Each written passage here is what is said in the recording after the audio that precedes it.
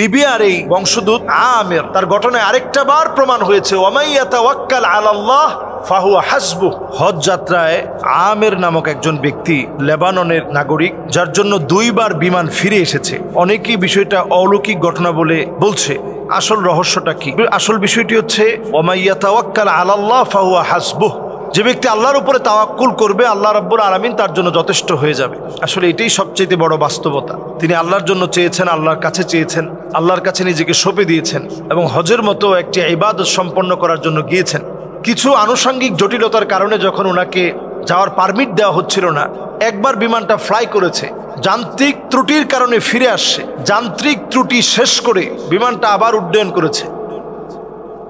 সেই সময় আমের তিনি বসা ছিলেন এবং যান্ত্রিক ত্রুটি শেষ করে বিমান উড্ডয়নের পর এবার আবহাওয়া জনিত কারণে আবার বিমানটা ফেরত আসছে। এরপরে পাইলট নিজে বলছেন যে কোনোভাবে আমি ওই যাত্রীকে রেখে যাব না।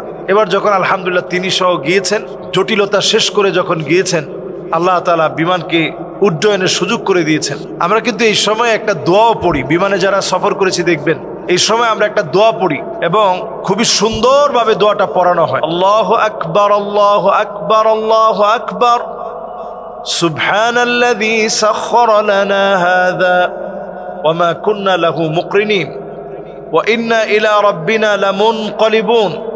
আল্লাহুম্মা ইন্না নাসআলুকা সাফারানা হাযাল বিররা ওয়াত তাকওয়া ওয়া মিনাল আমালি মা তারদা। আল্লাহুম্মা হাওবিন আলাইনা সাফারানা হাযা ওয়াদবি আন্না বু'দা। اللهم أنت الصاحب في السفر والخليفة في الأهل. اللهم إني أعوذ بك من وعثاء السفر وكآبة المنظر وسوء المنقلب في المال والأهل.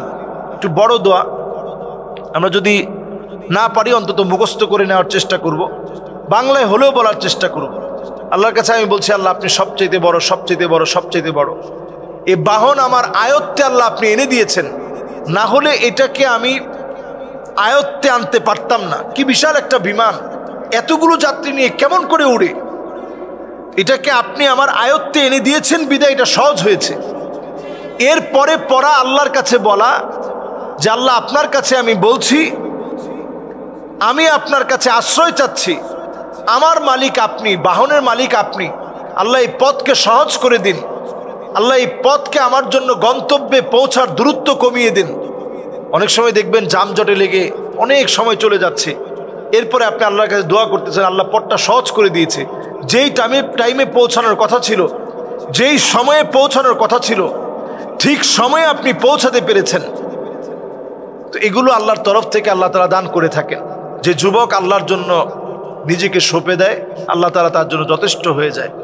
যে বান্দা আল্লাহর জন্য নিজেকে সঁপে দেয়, আল্লাহ রাব্বুল আলামিন তার জন্য যথেষ্ট হয়ে যায়। এটা আল্লাহ রাব্বুল আলামিন আরেকটা বার আমাদেরকে দেখিয়ে দিলেন।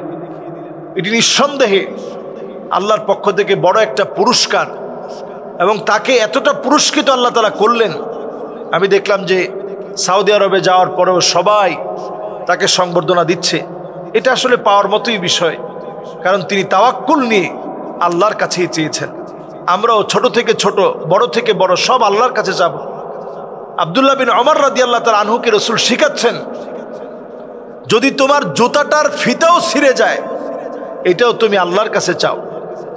তাহলে ছোট থেকে ছোট সকল বিষয় আল্লাহর উপরে ভরসা করা, এটা আমরা এখান থেকে শিখতে পারি। এবং আমরা বিপদে পড়লে আল্লাহকে আরো বেশি ডাকবো, আবার যখন আনন্দে আছি তখন আল্লাহর শুকরগুজারি আদায় করব। এর মধ্য দিয়ে আল্লাহ তাআলা বান্দাদেরকে পরীক্ষা নেন এবং বান্দাদের তাওয়াক্কুলকে আল্লাহ রাব্বুল আলামিন কবুল করেন। আল্লাহ তাআলা আমাদেরকে বোঝার তৌফিক দান করুক।